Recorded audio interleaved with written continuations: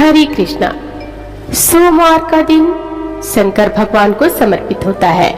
आज के दिन भक्त भोलेनाथ को प्रसन्न करने के लिए विशेष पूजा अर्चना करते हैं। कुछ लोग आज के दिन व्रत भी रखते हैं ताकि शिव की विशेष कृपा प्राप्त हो सके।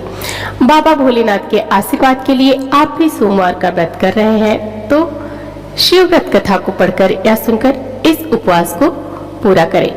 सोमवार का दिन भगवान शंकर को समर्पित होता है। आज के दिन भक्त भोलेनाथ को प्रसन्न करने के लिए विशेष पूजा अर्चना करते हैं। कुछ लोग आज के दिन व्रत भी रखते हैं ताकि शिव की विशेष कृपा प्राप्त हो सके। बाबा भोलेनाथ के आशीर्वाद के लिए आप भी सोमवार का व्रत कर रहे हैं तो शिव व्रत कथा को पढ़कर या सुनकर इस उपवास को पूरा करें। सोमवार के व्रत विधि नारद पुराण के अनुसार सोमवार व्रत में व्यक्ति को प्रातः स्नान करके शिव जी को जल और बेलपत्र चढ़ाना चाहिए तथा शिव गौरी की पूजा करनी चाहिए। शिव पूजन के बाद सोमवार व्रत कथा सुननी चाहिए। इसके बाद केवल एक समय ही भोजन करना चाहिए। साधारण रूप से सोमवार का व्रत दिन के तीसरे पहर तक होता है, मतलब शाम तक रखा जाता है।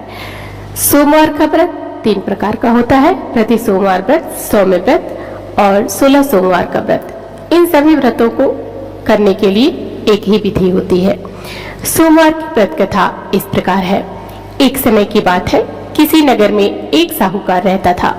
उसके घर में धन की कोई कमी नहीं थी, लेकिन उसकी कोई संतान नहीं थी। इस कारण वह बहुत दुखी रहता था। पुत्र प्राप्ति के लिए वह प्रत्येक सोमवार को व्रत रखता था और पूरी श्रद्धा के साथ शिव मंदिर जाकर भगवान शिव और पार्वती जी की पूजा करता था।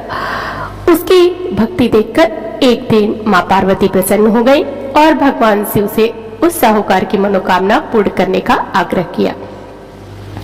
पार्वती जी की इच्छा अनुसार भगवान शिव ने कहा कि हे पार्वती, इस संसार में हर प्राणी को उसके कर्मों का फल मिलता है और इसके भाग्य में जो हो उसे भोगना ही पड़ता है। लेकिन पार्वती जी ने साहूकार की भक्ति का मान रखने के लिए उसकी मनोकामना पूर्ण करने की इच्छा जताई। माता पार्वती के आग्रह पर शिव जी ने साहूकार को पुत्र प्राप्ति का वरदान तो दिया, लेकिन साथ ही यह भी कहा कि उसके बालक की आयु केवल 12 वर्ष होगी। माता पार्वती और भगवान शिव की बातचीत को साहूकार सुन रहा था। उसे ना तो इस बात की खुशी थी और ना ही दुख। वह पहले की भांति शिव जी की पूजा करता रहा। कुछ समय के बाद साहूकार के घर एक पुत्र का जन्म हुआ। जब वह बालक 11 वर्ष का हुआ तो उसे पढ़ने के लिए काशी भेज दिया। साहूकार ने पुत्र के मामा को बुलाकर उसे बहुत सारा धन दिया और कहा कि तुम इस बालक को काशी विद्या प्राप्ति के लिए ले जाओ और मार्ग में यज्ञ कराना। जहाँ भी यज्ञ कराओ वहाँ ब्राह्मणों को भोजन कराते और दक्षिणा देते हुए जाना। दोनों मामा भांजे इसी तरह यज्ञ कराते और ब्राह्मणों को दान दक्षिणा देते काशी की ओर चल पड़े। रात में एक नगर पड़ा जहाँ नगर के राजा की कन्या का विवाह था, लेकिन जिस राजकुमार से उसका विवाह होने वाला था वह एक आंख से काना था। राजकुमार के पिता ने अपने पुत्र के काना होने की बात को छुपाने के लिए एक चाल सोची। साहूकार के पुत्र को देखकर उसके मन में एक विचार आया। उसने सोचा क्यों न इस लड़के को दूल्हा बनाकर राजकुमारी से विवाह करा दूं। विवाह के बाद उसको धन देकर विदा कर दूंगा और राजकुमारी को अपने नगर ले आऊंगा। लड़के को दूल्हे के वस्त्र पहनाकर राजकुमारी से विवाह करा दिया, लेकिन साहूकार का पुत्र ईमानदार था। उसे यह बात न्याय संगत नहीं लगी। उसने अवसर पाकर राजकुमारी की चुन्नी के पल्ले पर लिखा कि तुम्हारा विवाह तो मेरे साथ हुआ है, लेकिन जिस राजकुमार के संग तुम्हें भेजा जाएगा वह एक आंख से काना है। मैं तो काशी पढ़ने जा रहा हूँ। जब राजकुमारी ने चुन्नी पर लिखी बातें पढ़ी तो उसने अपने माता पिता को यह बात बताई। राजा ने अपनी पुत्री को विदा नहीं किया, जिससे बारात वापस चली गई। दूसरी ओर साहूकार का लड़का और उसका मामा काशी पहुंचे और वहां जाकर उन्होंने यज्ञ किया। जिस दिन लड़के की आयु 12 साल की हुई उसी दिन यज्ञ रखा गया। लड़के ने अपने मामा से कहा कि मेरी तबीयत कुछ ठीक नहीं है।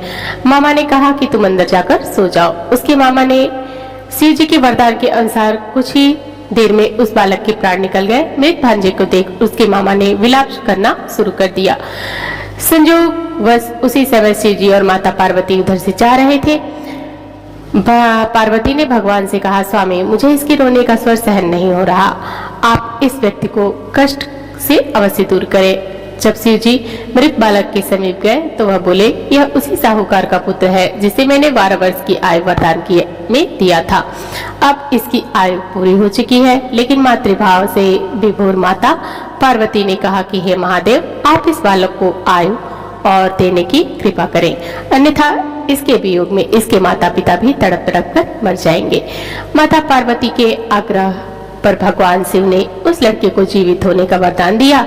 शिव जी की कृपा से वह लड़का जीवित हो गया। शिक्षा समाप्त करके लड़का मामा के साथ अपने नगर की ओर चल दिया। दोनों चलते हुए उसी नगर में पहुंचे जहां उसका विवाह हुआ था। उस नगर में भी उन्होंने यज्ञ का आयोजन किया। उस लड़के के ससुर ने उसे पहचान लिया और महल में ले जाकर उसकी खातिरदारी की और अपनी पुत्री को विदा किया। इधर साहूकार और उसकी पत्नी भूखे प्यासे रहकर बेटे की प्रतीक्षा कर रहे थे। उन्होंने प्रण रख रखा था कि यदि उन्हें अपने बेटे की मृत्यु का समाचार मिला तो वह भी प्राण त्याग देंगे, परंतु अपने बेटे को जीवित होने का समाचार पाकर वह बेहद प्रसन्न हुए।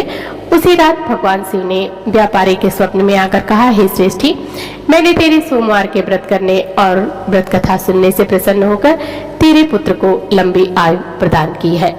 इसी प्रकार जो कोई सोमवार का व्रत करता है या कथा सुनता है और पढ़ता है, उसके सभी दुख दूर होते हैं और समस्त मनोकामनाएं पूर्ण होती है। आज की कथा आप सबको कैसी लगी? प्रिय भक्तजनों, कथा अच्छी लगी हो तो हमारे चैनल को सब्सक्राइब, वीडियो को लाइक और शेयर जरूर करिएगा और कमेंट बॉक्स में ओम नमः शिवाय, हर हर महादेव अवश्य लिखिएगा। मिलते हैं अगले दिन अगली वीडियो में। धन्यवाद।